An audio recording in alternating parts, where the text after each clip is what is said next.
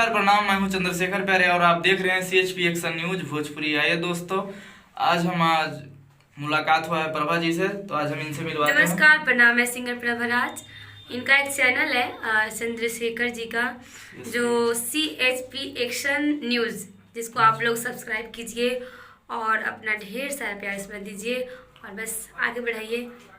जो भी गाने जाएगा जी, क्या नाम है, चैनल इतना बड़ा है मैं नाम भूल जा रही हूँ, तो चैनल को सब्सक्राइब जरूर कीजिएगा आप लोग। और जो भी गाने जाएंगे आप लोग जरूर सुनिएगा और ढेर सारा लाइक कमेंट और खूब ढेर सारा शेयर कीजिएगा। आज सूद के लिख रहा है। हाँ, एक दिन में आधा लिखा हूँ, आधा पता बात है ना, आधा रात तक लिखा हूँ, आधा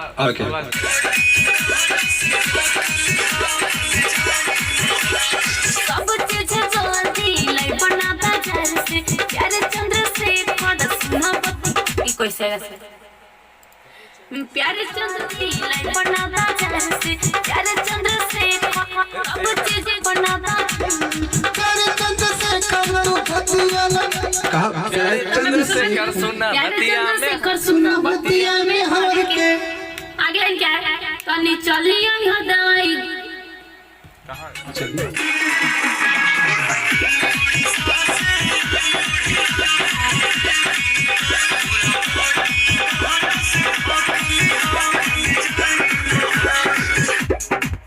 क्रॉस लाइन